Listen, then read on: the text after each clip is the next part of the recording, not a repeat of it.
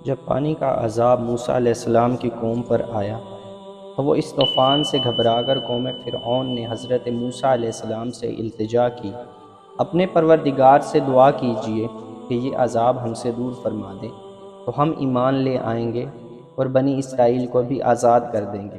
حضرت موسیٰ علیہ السلام کی دعا سے عذاب دور ہو گیا اور ان کی کھیتیاں پہلے سے زیادہ ہری بھری ہو گئی، تو کہنے لگے در حقیقت یہ طوفان کوئی عذاب نہیں تھا بلکہ ہمارے فائدے کے لیے آیا تھا، جس کا نتیجہ یہ نکلا کہ ہماری زمینوں کی پیداوار بڑھ گئی، اس لیے موسیٰ علیہ السلام کا اس میں کچھ دخل نہیں، اور یہ کہہ کر سب عہد و پیمان نظر انداز کر دیے۔ یہ لوگ 1 مہینہ امن و عافیت میں رہے، اللہ نے ان کو غور و فکر کی مہلت دی، لیکن انہیں ہوش نہ آیا، تو پھر ان پر دوسرا عذاب ٹڈیوں کی صورت مسلط کر دیا گیا۔ ٹڈی دل نے ان کی ساری کھیتیوں اور باغوں کو کھا لیا۔ بعض روایات میں ہے کہ لکڑی کے دروازوں، چھتوں اور گھریلو ساز و سامان تک کو ٹڈیاں کھا گئیں۔ اس عذاب کے وقت بھی حضرت موسیٰ علیہ السلام کا یہ معجزہ سامنے تھا کہ یہ ساری ٹڈیاں صرف قوم فرعون کے باغوں، کھیتوں اور گھروں پر چھائی ہوئی تھیں، جبکہ بنی اسرائیل کے مکانات، زمینیں اور باغات سب محفوظ رہے۔ قوم فرعون چلا اٹھی اور حضرت موسیٰ علیہ السلام سے درخواست کی، اگر آپ اللہ تعالیٰ سے دعا کر دیں کہ یہ عذاب ہٹ جائے تو ہم پختہ وعدہ کرتے ہیں کہ ایمان لے آئیں گے اور بنی اسرائیل کو آزاد کر دیں گے۔ موسیٰ علیہ السلام نے پھر دعا کی اور یہ عذاب ہٹ گیا، مگر عذاب ہٹنے کے بعد انہوں نے دیکھا کہ ان کے پاس اب بھی غلے کا اتنا ذخیرہ موجود ہے کہ سال بھر کھا سکتے ہیں، تو پھر سرکشی اور عہد شکنی پر آمادہ ہو گئے، ایمان نہ لائے اور نہ بنی اسرائیل کو آزاد کیا۔ 1 مہینہ پھر اللہ تعالیٰ نے مہلت دی۔ اس عذاب کے بعد تیسرا عذاب کمل کا مسلط ہوا۔ کمل اس جوں کے لیے بولا جاتا ہے جو انسان کے بالوں اور کپڑوں میں پیدا ہو جاتی ہے، اور اس کیڑے کو بھی کہتے ہیں جو غلے میں لگ جاتا ہے، جسے گھن بھی کہتے ہیں۔ کمل کا یہ عذاب ممکن ہے کہ دونوں اقسام کے کیڑوں پر مشتمل ہو، کہ غلوں میں گھن لگ جائے اور انسان کے بدن اور کپڑوں میں جوؤں کا طوفان امڑ آئے۔ اس گھن نے غلوں کا حال ایسا کر دیا کہ 10 سیر گیہوں پیسنے کے لیے نکالتے تو اس میں 3 سیر آٹا بھی نہ نکلتا، اور جوؤں نے ان کے بال، پلکیں اور بھویں تک کھا لی۔ آخر ایک بار پھر قوم فرعون بلبلا اٹھی اور حضرت موسیٰ علیہ السلام سے فریاد کی کہ اب کی مرتبہ ہم ہرگز وعدے سے نہ پھریں گے، آپ علیہ السلام دعا کریں۔ حضرت موسیٰ علیہ السلام کی دعا سے یہ عذاب بھی ٹل گیا، مگر وہ کہاں عہد پورا کرتے۔ پھر عافیت ملتے ہی سب کچھ بھول گئے اور منکر ہو گئے۔ پھر بھی ان کو 1 ماہ کی مہلت دی گئی، مگر اس مہلت سے بھی کوئی فائدہ نہیں اٹھایا، تو ان پر چوتھا عذاب مینڈکوں کا مسلط کر دیا، اور ان کے گھروں میں اس کثرت سے مینڈک پیدا ہو گئے کہ جہاں بیٹھتے مینڈکوں کا ڈھیر لگ جاتا، سوتے لیٹتے تو سارا بدن ان سے دب جاتا، کروٹ لینا ناممکن ہو جاتا، پکتی ہوئی ہنڈیا میں، رکھے ہوئے کھانے میں، آٹے میں، غض ہر چیز میں مینڈک بھر جاتے۔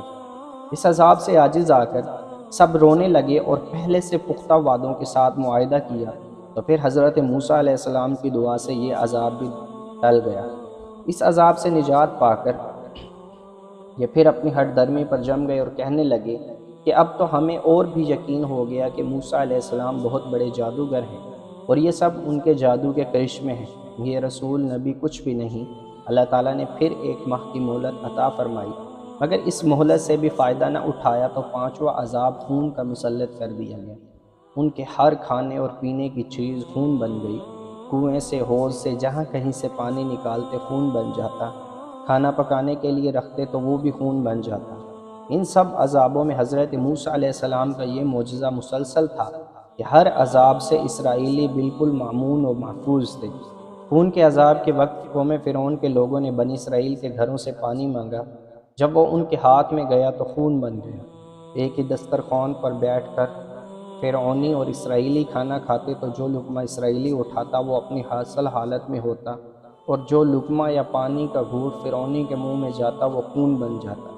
یہ عذاب بھی 7 روز رہا، بالآخر پھر وعدے کیے، دعا کی گئی اور عذاب پھر ہٹ گیا، مگر یہ لوگ اپنی گمراہی پر قائم رہے۔ اس کو قرآن کریم نے فرمایا، ان لوگوں نے تکبر سے کام لیا اور یہ لوگ بڑے عادی مجرم ہیں۔ بعد کی آیت میں رجز کے نام سے ایک چھٹے عذاب کا ذکر آیا ہے۔ یہ لفظ اکثر طاعون کے لیے بولا جاتا ہے اور چیچک وغیرہ جیسے وبائی امراض کے لیے بھی استعمال ہوتا ہے۔ تفسیری روایات میں ہے کہ ان لوگوں پر طاعون کی وبا مسلط کر دی گئی، جس میں ان کے 70,000 آدمی ہلاک ہو گئے۔ ان لوگوں نے پھر فریاد کی اور دعا کرنے پر یہ عذاب ہٹا، اور پھر بدستور ان لوگوں نے عہد شکنی کی۔ اتنی مسلسل آزمائشوں اور مہلتوں کے بعد جب ان میں کوئی احساس پیدا نہ ہوا تو آخری عذاب آ گیا کہ سب کے سب اپنی مکان، زمینیں، سامان چھوڑ کر موسیٰ علیہ السلام کے تعاقب میں نکلے اور بحرۂ احمر کا لقمہ بن گئے۔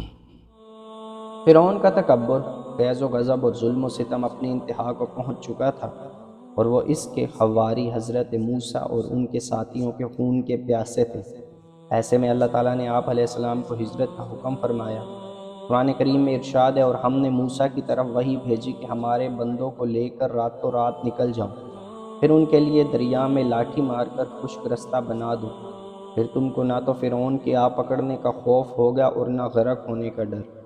حضرت موسیٰ علیہ السلام شروع رات میں بنی اسرائیل کو لے کر مصر سے دریائے کلزم یعنی بحرۂ احمر کی طرف نکلے۔ علامہ طبری رحمۃ اللہ علیہ بیان کرتے ہیں کہ حضرت موسیٰ علیہ السلام کے ساتھ 6,30,000 سوار اور 20,000 پیادے تھے۔ اس کے علاوہ عورتیں، لڑکیاں اور بچے بھی تھے۔ حضرت موسیٰ علیہ السلام 9 محرم کو ہفتے کے دن غروب آفتاب کے بعد مصر سے روانہ ہوئے۔ فرعون کو آپ علیہ السلام کے نکلنے کی خبر صبح کو ہوئی۔ اس نے فوری طور پر 7 لاکھ سے زائد سواروں کے ساتھ ان کا پیچھا کیا۔ جب بنی اسرائیل نے اپنے پیچھے فرعون کے فوجی سیلاب کو اور آگے بکھری موجوں کو دیکھا تو گھبرا اٹھے۔ قرآن کریم میں ہے، تو موسیٰ کے ساتھیوں نے کہا، ہم تو یقیناً پکڑ لیے گئے۔ موسیٰ نے کہا، ہرگز نہیں، یقین مانو میرا رب میرے ساتھ ہے، اور جو ضرور مجھے راہ دکھائے گا۔ ہم نے موسیٰ علیہ السلام کی طرف وحی بھیجی کہ دریا پر اپنی لاٹھی مارو۔